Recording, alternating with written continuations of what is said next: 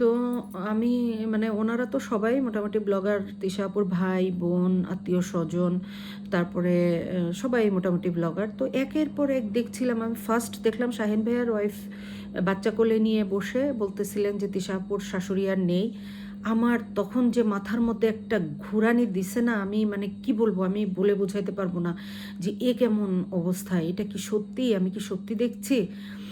পরে ওনাদের ভিডিও কিন্তু যাই হোক না কেন আমি আমার বাচ্চাদের নিয়ে বসে দেখতাম, আমার 2 মেয়ে আমি, আমরা 3 মা মেয়ে মিলে বসে দেখতাম। একটা সময় এমন ছিল যে রেগুলার ওদের আপডেট না জানতে পারলে ভাল লাগতো না, মানে যত কষ্টই হোক না কেন। তারপরে হচ্ছে এখন দেখি হয়তো 1 দিন 2 দিন পর পর দেখা হয়। তো লাস্ট আমি দেখলাম তিশাপুরা হচ্ছে শরীয়তপুর গেছে।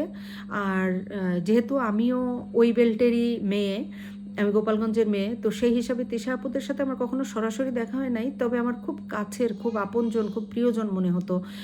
আর খালাম্মার কথা তো আসলে কি বলবো, খালাম্মার কথা না বললেই নয়। খালাম্মা পান খেতেন, আমি দেখতাম, আর কি যে সুন্দর করে পরিপাটি করে সংসার করতেন, মানে ওনাকে দেখলেই বোঝা যেত যে খুব কর্মঠ। আমি আমার মেয়েদের সঙ্গে কথা বলতাম, আমার মেয়েরাও এই জিনিসটা নোটিস করছে, আমাকে বলতো যে আম্মু দেখছো নানুর বয়সী এই নানুটা, কিন্তু নানু কতটা, আমার নানু তো মানে আমার আম্মুর কথা বলতো যে আমার নানু তো অসুস্থ, কিন্তু এই নানুটা দেখো কত স্ট্রং, আর মাশাআল্লাহ কত সুন্দর করে সংসার করে, বাড়ির প্রত্যেকটা জিনিস, কবে কোন সিজনে কোন গাছ লাগাবে, কোন জিনিসটা রান্না করবে, মানে সামাজিক দিক দিয়ে খুবই ইয়া ছিল, মানে মানুষটা খুব সোশ্যাল ছিল আর কি।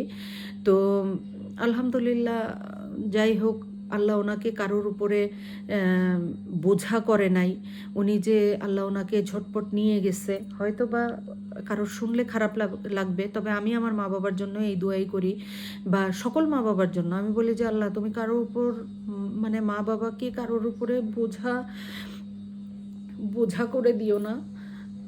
আমার মা বাবা সহ পৃথিবীর সব মা বাবারা যেন তাদের হাত পা সচল থাকতে তারা যেন দুনিয়া ছেড়ে আল্লাহর মেহমান হয়ে যায়। আমি সবসময় এই দোয়া করি, কারণ দেখি তো সব কিছু দেখি, নিজেদের পরিবার, অন্যান্য মানুষের পরিবার, অনেক কিছু দেখি শুনি, তার পরিপ্রেক্ষিতেই আমার এমনটা চাওয়া মহান আল্লাহর কাছে যে আল্লাহ কোনো মা বাবাকে যেন কোনো সন্তানের উপর বা কারো উপরে যেন নির্ভরশীল না করে। তো সেই হিসাবে হচ্ছে বাপ্পি ভাইয়ের আম্মা, আমি বলবো যে খুব ভালো মৃত্যু হয়েছে, আল্লাহ তাকে মেহমান করে নিছে, আল্লাহ তাকে জান্নাতুল ফেরদাউস দান করুক। আর আমি শুধু ভাবছি, সবার ভিডিওতে আমি চোখ রাখছি, আমি যাদেরকে দেখি নিশিয়াপুর ব্লগ রিলেটেড, ভিডিও রিলেটেড বা উনি রিলেটেড যত ব্লগার আপু ভাইয়ারা আছেন, সবার ভিডিও আমি দেখার চেষ্টা করি। যে নিশিয়াপু মানে একটা মাত্র মেয়ে, বাইরে থাকে, প্রবাসী মেয়েটা। কিছুদিন আগেই দেখলাম খালাম্মা নিশিয়াপুর বাসায় গিয়ে কিছুদিন থেকে আসছে, তারপর এবার নিশিয়াপু আসলো, মানে ওদের মা মেয়ের যে এত সুন্দর একটা বন্ডিং ছিল। আর মানে নিশিয়াপুর কি অবস্থা হচ্ছে সে তো সামনে নেই, তার কি অবস্থা হচ্ছে মানসিক অবস্থা। বাপি ভাইয়া তো যাই হোক সামনে আছে, কিন্তু নিশিয়াপু, মেয়েরা কিন্তু মায়ের প্রতি একটু বেশি উইক। আর তাছাড়া নিশিয়াপুর কিন্তু কোনো বোন নেই, তিশাপু ওকে যথেষ্ট ভালোবাসে আমি দেখছি, আর ওদের মধ্যে বন্ডিংটা ভালো আছে। আমি জানি না ভিতরে কেমন, তবে আমি যতটুকু বুঝতে পেরেছি ওদের ভিডিও এত বৎসর যাবৎ দেখি, সেই বললাম না 2010 থেকে আমি ওনাদের ভিডিও দেখি। তো আমি শুধু চিন্তা করছি যে আল্লাহ নিশিয়াপুর কি অবস্থা, আল্লাহ যেন নিশিয়াপুকে ধৈর্য ধরার তৌফিক দান করে, আর খালাম্মাকে যেন আল্লাহ জান্নাতুল ফেরদাউস দান করে। পৃথিবীর সব মা বাবা ভালো থাকুক, সন্তানরা সামনে থাকুক, মা বাবার শেষ সময় যেন সন্তানরা সামনে থাকতে পারে, আমি এই দোয়া করি। আল্লাহ সবাইকে ভালো রাখুক, সবাইকে ধৈর্য ধারণ করার তৌফিক দান করুক। আমি সত্যি কথা বলতে আজকে আমি স্কুলে যেতে পারিনি আমার ছেলেকে নিয়ে, আমি নিজেও একটু অসুস্থ। আর না, ওই ভিডিওগুলো, সবার ভিডিওগুলো আমি দেখতেছিলাম, আমি আপডেট জানার চেষ্টা করছিলাম যে আসলে খালাম্মার কি হয়েছে। তো মোটামুটি সবাই ওই একই জিনিস দিচ্ছে, আর কেউ না ওইভাবে এক্সাক্ট কারণটা বলতে পারে নাই। তবে আমার যতটুকু মনে হয়েছে যে খালাম্মা হয়তো ঘুমের মধ্যে হার্ট অ্যাটাক করছে। তো আমি বলবো যে উনি কারোর উপরে বোঝা হয়ে নাই, আল্লাহ ওনাকে মেহমান বানায় নিছে। আল্লাহর কাছে লাখ লাখ শুক্রিয়া। হয়তো তার সন্তানরা এটা মেনে নিতে কষ্ট হবে, কিন্তু এটাই চিরন্তন সত্য। আমাদের চলে যেতে হবে, আমাদের দুনিয়াতে আসার সিরিয়াল আছে কিন্তু যাওয়ার কোনো সিরিয়াল নাই। যে কোনো সময় যে কোনো কেউ আমরা চলে যেতে পারি। তো খালাম্মা মানে আল্লাহ মাফ করুক, এটা বলতে হয় না, মানে মেনে নিতে, যে এমন স্ট্রং, এত ঝরঝরে একজন মানুষ, মানে উনি যে এত পার্সোনালিটি সম্পন্ন একজন মানুষ ছিল, এটা ভাবতে অবাক লাগে। তো আমি আমার মেয়েদের সাথে বলতাম, মানে উনি যখন বাইরে কোথাও যেত এত সুন্দর পরিপাটি মার্জিত অবস্থায় যেত, মানে এইটা কি কি বলবো, যে আমরাও এত সুন্দর নিজেকে প্রেজেন্ট করতে পারি না। খালাম্মা হচ্ছে তার ব্যাগটা সাইডে নিত, সে হচ্ছে সুন্দর করে হিজাবটা পরতো, ওড়নাটা পরতো, সুন্দর একটা ড্রেস আপ পরতো, মানে এই ব্যাপারগুলা শুধু আমার চোখের সামনে ভাসছিল যে একটা মানুষ কতটা সচেতন হলে এভাবে চলাফেরা করতে পারে। ওনার মধ্যে সেকেলে কোনো ভাব ছিল না, ওনার মধ্যে সবসময় একটা মার্জিত, একটা সুন্দর রুচিশীল মানুষের পরিচয় ছিল। তো যাই হোক, আমার মনটা এখন হালকা লাগছে, খালাম্মাকে নিয়ে দুই কথা বলতে পারছি। আর এটা আমাদের ইসলামেও একটা জায়েজ আছে, এটা যে মৃত মানুষকে নিয়ে তার সম্বন্ধে ভালো কথা বলা, প্রশংসা, তার যদি খারাপ কোনো সাইডও থেকে থাকে সেগুলো হাইড করে তার সম্বন্ধে ভালো কথা বলা, এতে কিন্তু তার প্রতি আল্লাহর রহমত বর্ষণ হয়। তো আমি আসলে খারাপ কিছু তো আমি দেখিনি, তো বলবো কিভাবে, কারণ উনি আমার মায়ের বয়সী, উনি আমার মায়ের সমতুল্য। আর স্পেশালি আমি পার্সোনালভাবে আমি ওনাকে ভিতর থেকে খুব শ্রদ্ধা করি। আমি জানি না আপনারা কিভাবে নেবেন আমার এই ভিডিও, তবে আমার মনের আক্ষেপ ছিল যে আমি যদি খালাম্মার সাথে একটু দেখা করতে পারতাম। আমি আমার বাচ্চাদের সাথে বলছি যে যদি কখনো সুযোগ পাই আর তোমরা যদি বড় হইতা, তাহলে আমি তোমাদেরকে নিয়ে না আমি ওদের বাসায় যেতাম। ইভেন আমি তানজিলার বিয়ের সময়ের কথা বলছি, যে তানজিলার বিয়ে হচ্ছে, আমাদেরকে বলে নাই তো কি হয়েছে, তো যাইতাম, অন্তত গিয়ে খালাম্মার সাথে দেখা করে আসতাম, তিশাপুর সাথে দেখা করতাম। তবে আমার মেয়ে নিয়ে ছিল যে খালাম্মার সাথে দেখা করতে পারতাম যদি। তো যাই হোক, আমরা কেউ চোখের পানি ফেলবো না।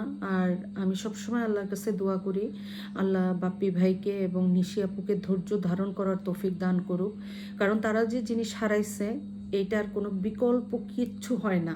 মা মাই, মায়ের জায়গা কেউ কোনো দিন কখনো পূরণ করতে পারে না, কেউ নিতেও পারে না, আর এটার বিকল্প কিছু হয় না। মা যদি পাগলও হয়, মা যদি অসুস্থও হয়, তারপরেও মা যদি দুনিয়াতে বেঁচে থাকে, চোখের দেখা দেখতে পারি, তাহলে তারপরেও মনে হয় যেন শান্তি। তবে আমি বলি কি, মা বাবা অসুস্থ হয়ে বেডে পড়ার থেকে আল্লাহর মেহমান হয়ে যাওয়া অনেক ভালো। আমার মা বাবার জন্যও সবাই দোয়া করবেন, তারা যেন আল্লাহর মেহমান হয়ে যায়, আল্লাহ যেন ভালোবেসে তাদেরকে কারোর উপরে বোঝা না করে যেন আল্লাহর মেহমান বানায় নেয়।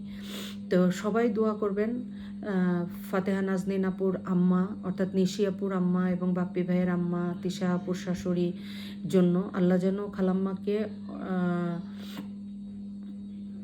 হচ্ছে ইয়া করে, জান্নাতুল ফেরদাউস দান করে। আমি কি নামটা ভুল বললাম কিনা আমি জানি না, নিশিয়াপুর আম্মুর কথা, যে নিশিয়াপুর নামটা কি আমি ঠিক বললাম কিনা। তো যাই হোক, আমি কিন্তু তাদের ভিডিও 2010 থেকে দেখি, তো আমার এখন কিছুটা মানসিকভাবে রিল্যাক্স লাগছে। খালাম্মাকে নিয়ে দুই কথা আমি বলতে পারছি, তার প্রশংসা করতে পারছি, কারণ আমি তার কখনো খারাপ দেখিনি। আরেকটা জিনিস আমার মনকে খুব নাড়া দেয়, যে তাবিয়া কিভাবে নিচ্ছে, তার দাদু যে নেই এটা কি সে বুঝতে পারছে। তবে তাবিয়া খুব বুদ্ধিমতী, ইন্টেলিজেন্ট একটা মেয়ে, মাশাল্লাহ, এইটুকু বয়সে বলতে হবে। সে তার দাদির সঙ্গে খুব ফ্রেন্ডলি ছিল, আমি দেখছি। মানে ওরা যখন ঢাকা থেকে চলে যায় তখন তো তাবিয়া আর একটু ছোট ছিল, আরও 2 বছর আগের কথা। তো আমি দেখছি তাবিয়া তার দাদির সাথে কতটা অ্যাটাচড থাকতো। তো আল্লাহ ওই ছোট্ট বাচ্চাটাকেও ধৈর্য ধারণ করার তৌফিক দান করে দিক। আর সবাই দোয়া করবেন ফাতেহা নাজনীন আপুর আম্মার জন্য, মানে নিশি আপুর আম্মার জন্য। তো সবাই ভালো থাকবেন, আর আমার যদি কোনো ভুল ত্রুটি হয়ে থাকে সবাই ক্ষমা সুন্দর দৃষ্টিতে দেখবেন। আমি আসলে আমার জায়গা থেকে, আমার মানসিকতা থেকে, উনি একজন মা, উনি একজন মুরব্বী মানুষ ছিলেন এবং খুবই মানে কি বলবো, খুব ভালো মানসিকতার রুচিশীল একজন মানুষ ছিলেন। আমি সেখান থেকে আমি একজন মাকে নিয়ে কথা বলছি, এজন্য আমার ভালো লাগছে। আমি আসলে কোনো ভিউ কামানোর জন্য বা কিছুই না, আমি জাস্ট খালাম্মাকে স্মরণ করছি। আল্লাহ যেন খালাম্মাকে জান্নাতবাসী করে, জান্নাতুল ফেরদাউসের সর্বোচ্চ মাকাম যেন আল্লাহ দান করেন। পৃথিবীর সকল মা বাবার প্রতি আমার দোয়া এবং শ্রদ্ধাপূর্ণ সালাম রইল। আর যারা চলে গেছেন তাদের জন্য আমার এইটুকুই দোয়া থাকবে, আল্লাহ তাদেরকে জান্নাতুল ফেরদাউস নসিব করার তৌফিক দান করুক। আর সবাই দোয়া করবেন আমাদের জন্য। আমি সুচি খান, আমার চ্যানেলের নাম সুচি, আমার চ্যানেলের নামই সুচি খান, আর আমি নিজেও সুচি খান, তো আমার নামেই চ্যানেলটা করা। তো যাই হোক, আমার চ্যানেল ভিজিট করলে আপনারা দেখতে পারবেন আসলে আমি কোনো ভিউ আশায় কিছু করি না। আমার আগেও যেমন ছিল এখনও তেমন আছে। সবাই দোয়াতে রাখবেন, আমি কষ্ট করে যাচ্ছি, আমার কষ্ট যেন লাঘব হয়। যাই হোক, আজকে আর অন্য কোনো কথা না বলি, আজ এ পর্যন্তই। আল্লাহ হাফেজ, আসসালামু আলাইকুম রহমতুল্লাহ।